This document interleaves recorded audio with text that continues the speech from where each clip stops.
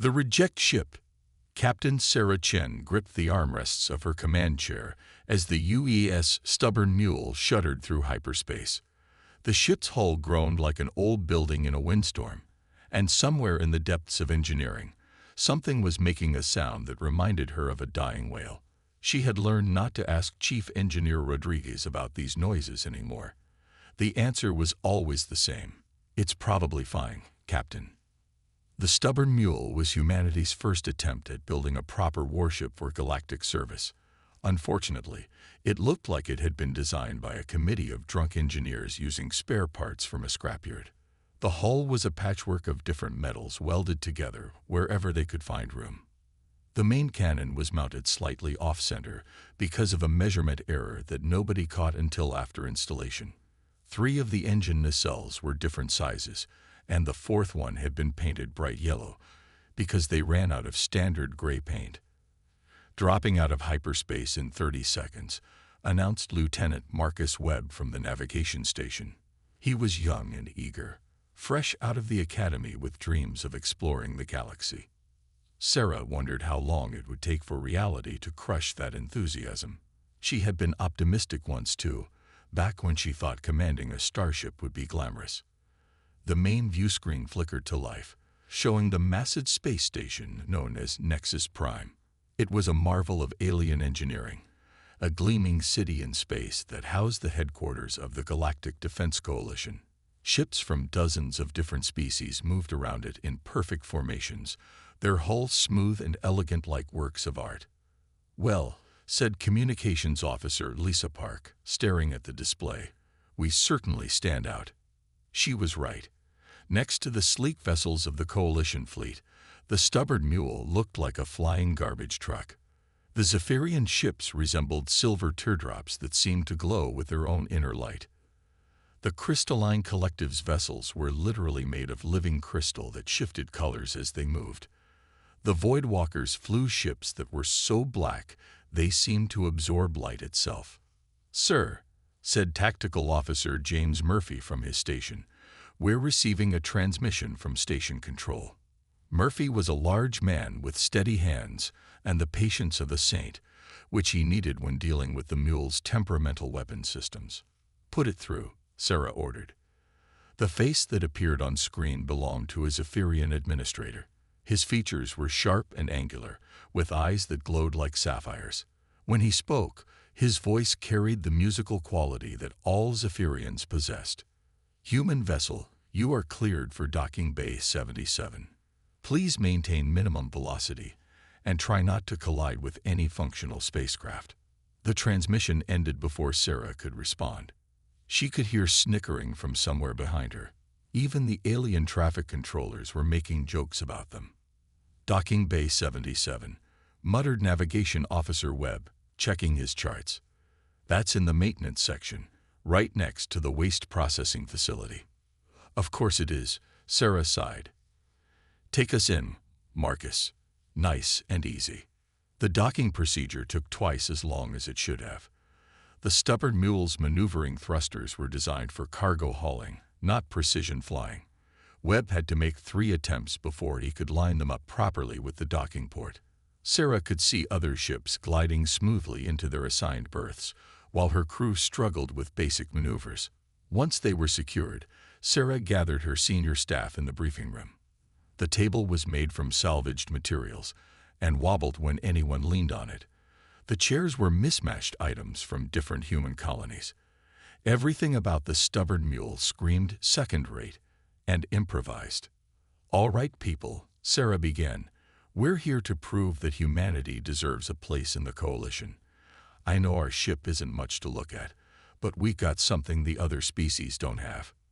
"What's that, Captain?" asked Chief Engineer Rodriguez.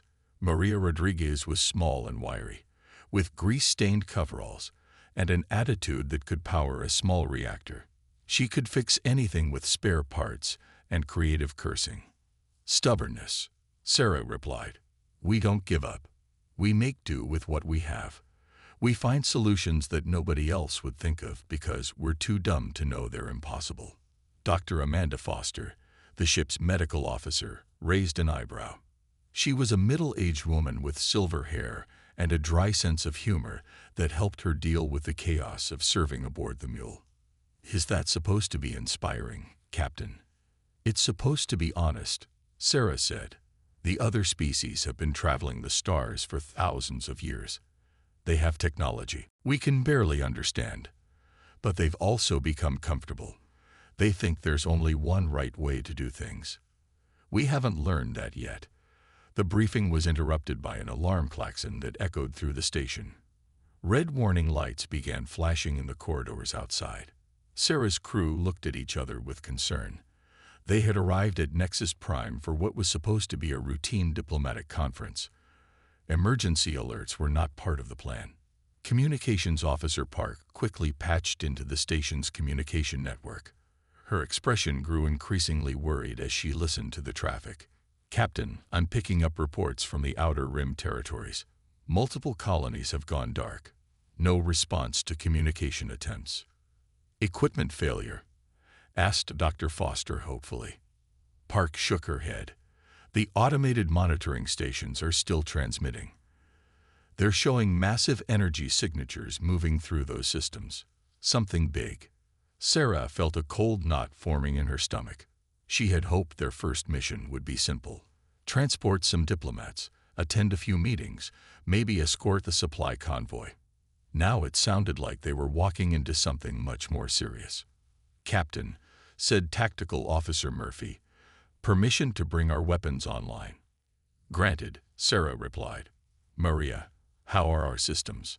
Chief Engineer Rodriguez grinned. "Well, Captain, the good news is that everything works. The bad news is that I'm not entirely sure how. The main cannon is held together with determination and prayer. The missile tubes have a tendency to jam, but I got some creative solutions for that. The shield generators are from 3 different manufacturers, and they don't really like each other, but they usually cooperate when things get exciting." Sarah nodded. Rodriguez's reports always sounded terrifying, but she had kept the stubborn mule flying through situations that should have destroyed them. "Keep everything ready. I have a feeling we're going to need it."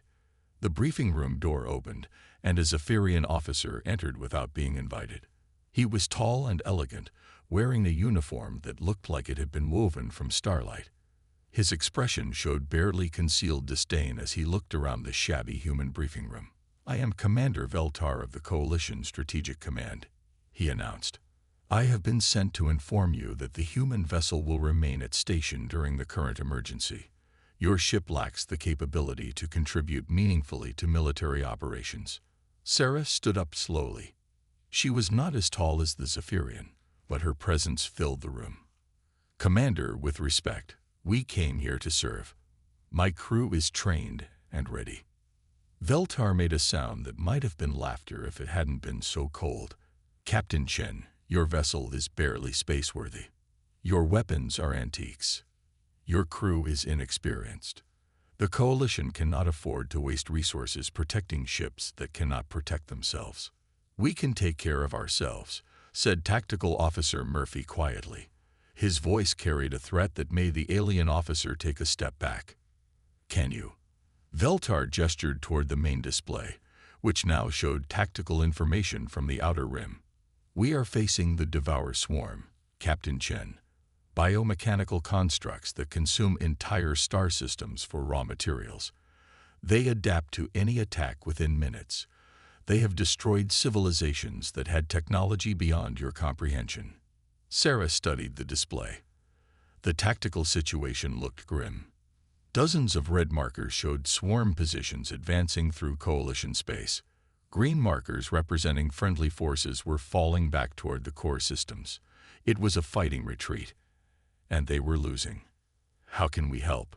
she asked. Commander Veltar's eyes glowed brighter with what Sarah was learning to recognize as Zephyrian amusement. "You can help by staying out of the way.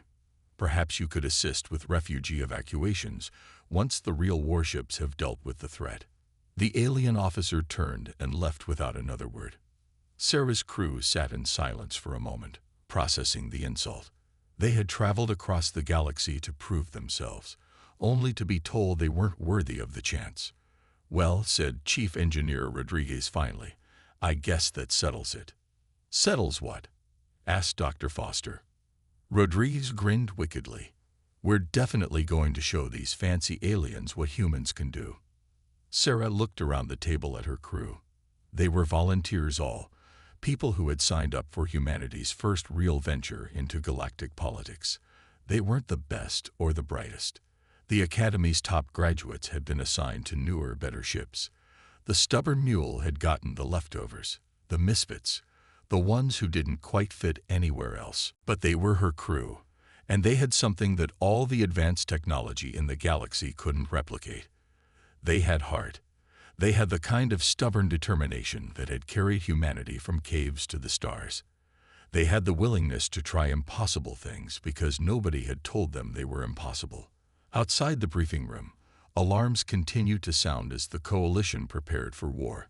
The greatest military minds of a dozen species were planning strategies using weapons and tactics refined over millennia. They had every advantage except one. They had never faced an enemy that human ingenuity couldn't eventually find a way to defeat. The Devour Swarm was about to learn why humanity had earned their place among the stars, despite having ships that looked like they were built in someone's garage. Because sometimes, the galaxy's dumbest warship is exactly what you need to win an impossible war.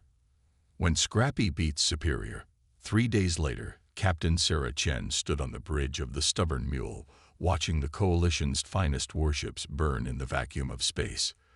The main tactical display showed the aftermath of what the military historians would later call the Battle of Kepler's Gate. It had been a massacre. The Zephyrian battle cruiser Starweaver, pride of their fleet, drifted powerless with its crystalline hull cracked like a broken mirror. The Voidwalker dreadnought Shadow's Edge had been reduced to floating debris. Even the massive crystalline collective Hive ship had gone dark, its living crystal structure gray and lifeless. The Devour Swarm had lived up to its reputation. The biomechanical constructs moved through space like a plague of metal locusts, consuming everything in their path. They learned from each encounter, adapting their tactics and defenses faster than any organic mind could process. What started as a coordinated coalition defense had turned into a panicked retreat within hours. "Captain," said Communications Officer Park, her voice tight with stress, "I'm receiving a priority transmission from Nexus Prime. Commander Veltar is requesting immediate assistance."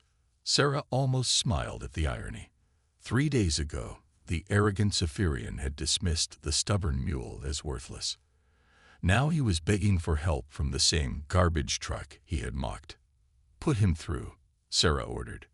Commander Veltar's face appeared on screen, but he looked nothing like the composed officer who had visited their ship. His uniform was torn and stained. Burns covered half his face. Behind him, the Coalition Command Center was in chaos, with officers running back and forth shouting orders that nobody seemed to be following. "Captain Chen," Veltar said, his musical voice now rough with desperation, "we need every available ship to fall back to the Sanctuary system. There's a refugee colony there with 50,000 civilians. We cannot abandon them." "What happened to the real warships?" asked Tactical Officer Murphy with barely concealed satisfaction. Veltar's glowing eyes dimmed with shame. "The swarm adapts too quickly. Every weapon we use against them becomes useless within minutes.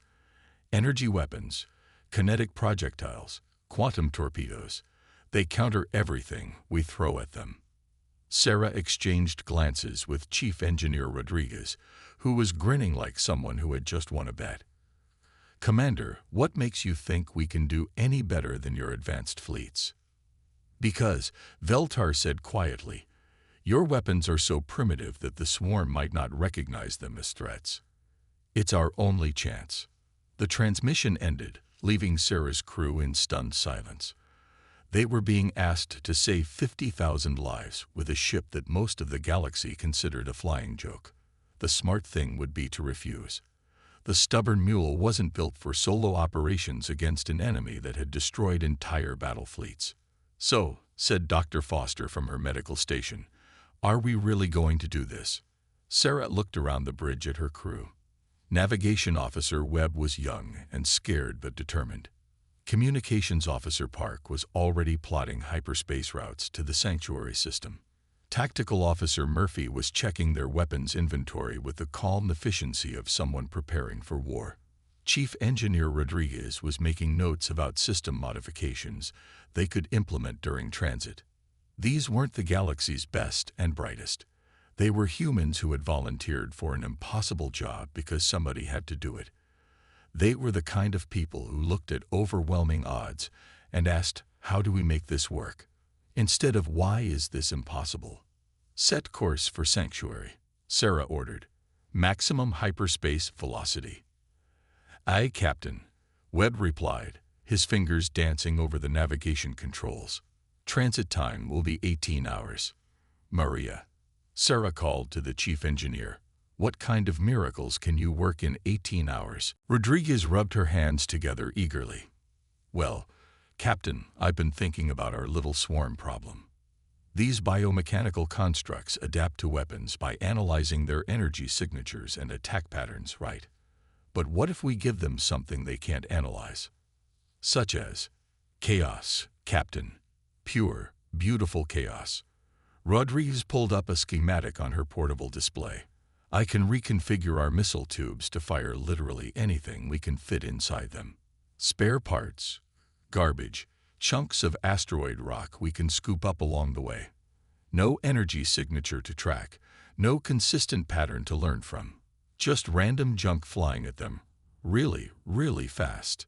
Lieutenant Murphy nodded approvingly. "It's like fighting someone who's expecting a sword and hitting them with a chair instead." "Exactly," Rodriguez exclaimed. "And that's not all. I can rig the main cannon to fire in irregular patterns.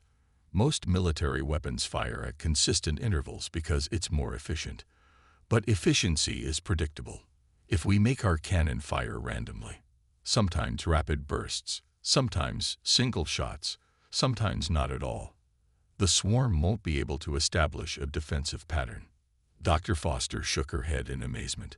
"We're going to fight advanced biomechanical constructs with the tactical equivalent of a bar fight." "Hey," said Rodriguez with mock offense, "I've won a lot of bar fights." The next 18 hours passed in a blur of creative engineering. Rodriguez and her team worked around the clock, modifying systems in ways that would have horrified proper military engineers. They loaded the missile tubes with everything from broken machinery to compressed waste from the recycling systems. They reprogrammed the targeting computers to introduce random variables into every calculation. They even rigged the ship's running lights to flash in unpredictable patterns, reasoning that it might confuse the enemy sensors. When they dropped out of hyperspace at the edge of the Sanctuary system, they found a nightmare waiting for them. The Devour Swarm had arrived first. Hundreds of biomechanical constructs surrounded the refugee colony like sharks circling wounded prey. The ships were unlike anything in the Coalition databases, organic shapes covered with metallic growths, pulsing with bioluminescent patterns that hurt to look at directly. "My God," whispered Communications Officer Park. "There are so many of them." "Captain," reported Murphy from Tactical, "the colony shields are down to 30%. They're not going to last much longer." Sarah studied the tactical display. The smart military move would be to call for reinforcements and wait for a coordinated attack. But the refugees didn't have time for smart military moves. They needed someone crazy enough to charge into impossible odds with nothing but determination and improvised weapons. "All hands, this is the captain," Sarah announced over the ship's communication system. "We're about to engage an enemy that has defeated every major fleet in the Coalition. We're outnumbered, outgunned, and flying a ship that most people think is held together with tape and prayers. But we have something they don't expect." She paused, looking around the bridge at her crew. "We have the element of surprise. We have weapons they've never seen before. And we have the kind of stubborn human refusal to give up that has carried our species from caves to the stars. Today, we show the galaxy what happens when you underestimate the dumbest warship in space." The stubborn mule accelerated toward the swarm formation like a missile aimed at fate itself. Behind them, The refugee colony watched in disbelief as a single human ship charged headlong into an enemy that had destroyed entire battle fleets. First target approaching weapons range, Murphy reported. It's beautiful, in a terrifying way. The swarm construct looked like a living ship, its biomechanical hull pulsing with bioluminescent patterns. Sensor arrays that resembled metallic tentacles writhed around its surface, analyzing the approaching human vessel. Sarah could almost imagine its artificial intelligence trying to categorize the stubborn mule's threat level. "Fire," she ordered. The main cannon unleashed a barrage that defied every principle of proper military tactics. Instead of controlled, measured shots, it fired in a chaotic pattern that seemed random even to the humans operating it. Compressed garbage bags accelerated to near-light speed peppered the enemy's hull. Broken engine parts became kinetic projectiles, a load of recycled organic waste that Rodriguez had been saving for special occasions, splattered across the construct's sensor arrays. The swarm ship's response was immediate and confused. Its adaptive defenses tried to analyze the incoming projectiles, but there was nothing to analyze. It was like trying to develop immunity to being hit with random objects. The construct's bioluminescent patterns flickered erratically as its processing systems struggled to categorize the threat. "Direct hit," Murphy shouted. "Their defensive grid is fluctuating. They can't adapt to weapons that don't make sense." More swarm constructs turned toward the stubborn mule, their sensor arrays focusing on the impossible human ship. Sarah could see them trying to establish attack patterns, but Rodriguez's modifications made that nearly impossible. The ship's random movements, irregular weapons fire, and complete disregard for proper tactical doctrine created a chaotic signature that the swarm's adaptive systems couldn't process. "Captain," called Navigation Officer Webb, "3 more constructs are moving to intercept. They're trying to surround us." "Let them come," Sarah replied. "Maria, how are our special modifications holding up?" Rodriguez's voice came through the communication system from the engineering deck. "Captain, I've got good news and bad news. The good news is that our chaos generators are working perfectly. The bad news is that I'm not entirely sure what we're going to fire next. I think one of the missile tubes is loaded with cafeteria food. Will it work?" "Captain, at these velocities, everything works." The battle became a symphony of controlled chaos. The stubborn mule danced through the swarm formation like a drunken boxer, throwing punches that made no tactical sense but somehow kept landing. Missiles loaded with random debris confused enemy sensors. Energy weapons firing in irregular patterns prevented the constructs from establishing defensive algorithms. Even the ship's erratic maneuvering, caused by its mismatched engines, became an advantage against enemies that expected predictable flight paths. The swarm constructs, designed to adapt to any threat, found themselves facing something they had never encountered before. An opponent that didn't follow any recognizable pattern. Their biomechanical brains, capable of processing millions of tactical variations, struggled with the concept of pure improvisation. "More constructs are falling back," reported Murphy with barely contained excitement. "They're actually retreating." Sarah could hardly believe it. The Devour Swarm, terror of the galaxy, was being driven off by a ship that looked like it had been built in someone's garage. The refugee colony's shields were holding. The impossible was happening. But the real miracle wasn't the victory itself. It was what happened next. As news of the battle spread through coalition communication networks, something changed in how the galaxy viewed humanity.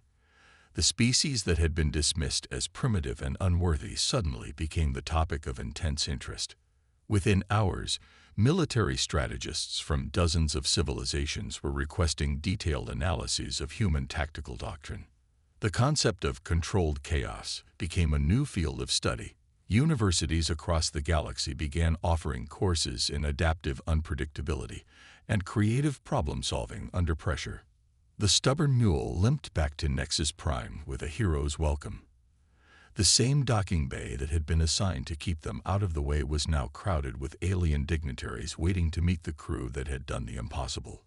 Commander Veltar was among them, his injuries treated and his uniform replaced. But his attitude had changed completely.